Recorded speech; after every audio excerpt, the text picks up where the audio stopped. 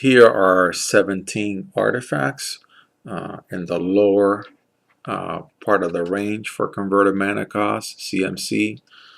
These are going from 1 to 2 to 3. There are a variety of artifacts that I've picked up either from the Mirrodin block or also from Scars of Mirrodin, and there's a couple here also from Innistrad. In this case we have Lyra's Pendulum, a rare by the text. It reads like a junk rare to me, but I'd have to know more about it. Telgelad Stylus, I also don't really know how to play this card well, just because usually when I get my cards, my target permanents put at the bottom of my library, I'm not happy.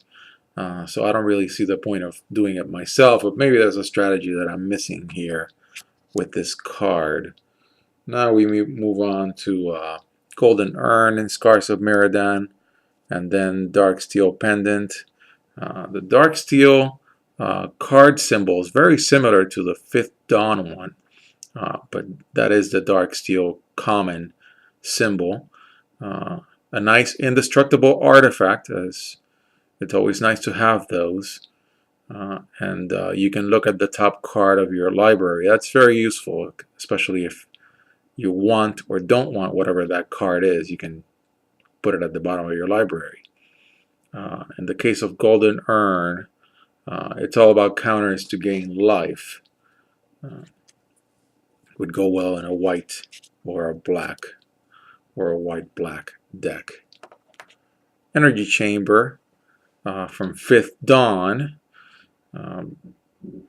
allows you to do something at the beginning of your upkeep.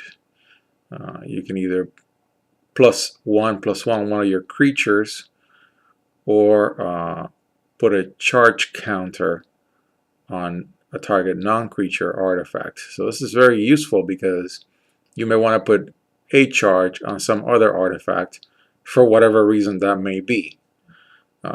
So it adds a counter without knowing what that counter may be. That seems very interesting to me.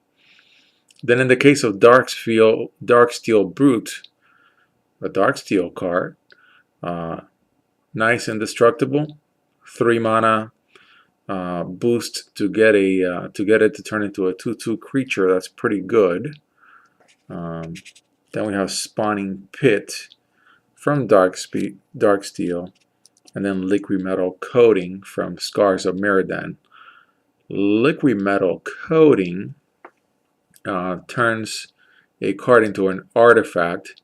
That's pretty good if you're doing abilities that say that you need to have 3 or more artifacts in play. Metalcraft is one of those abilities, or if you're using Affinity in Modern, I can see that being useful. In the case of Spawning Pit, you can sacrifice a creature. It'll cost you sacrificing a creature, but when you put a charge counter and you do it twice, you turn it into a 2/2 spawn. If you've got a card that does something positive when you sacrifice a creature at the same time, say in a black deck, you could actually get more than what you bargained for out of this card and actually gain life, say with Blood Artist, or you can actually put counters on, I forget what the card is, which is also in this cube. I'm forgetting all my black cards all of a sudden. Then we have Nuisance Engine.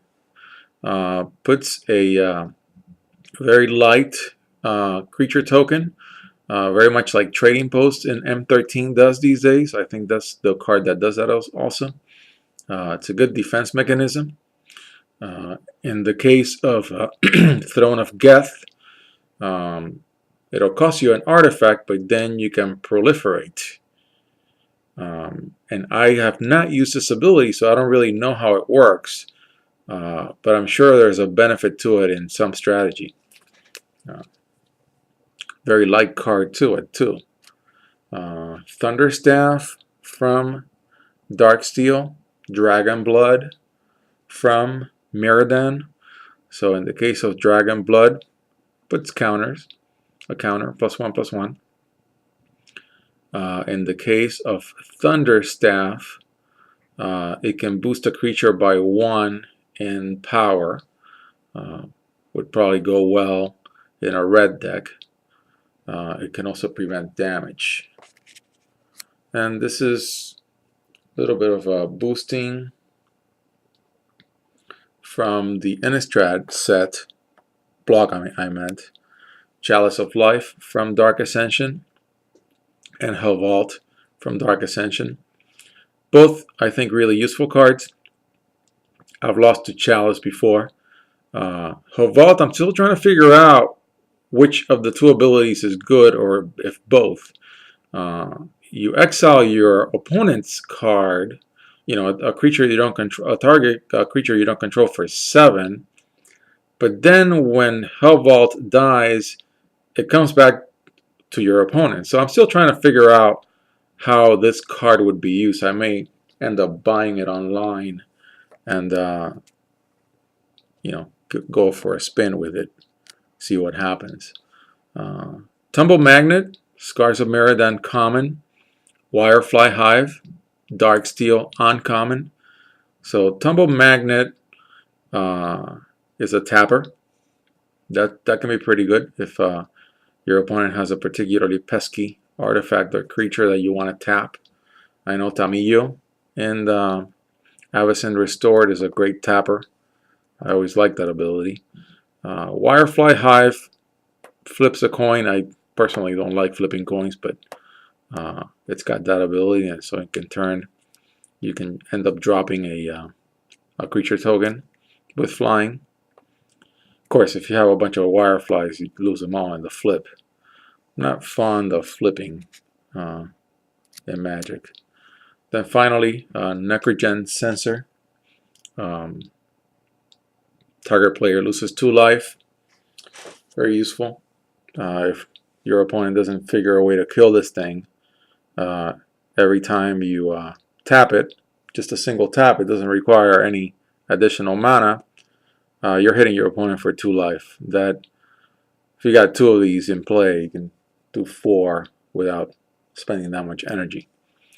Rewinding back, I'm going to show the cards that I've shown already.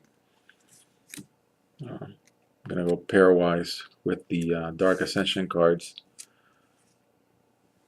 Hell Vault sells like a junk mythic in eBay. It's not a very expensive card. Still very curious to see how it plays. I'm also curious to see how some of these cards in Mirrodin block that, as a new player, I never played, work out.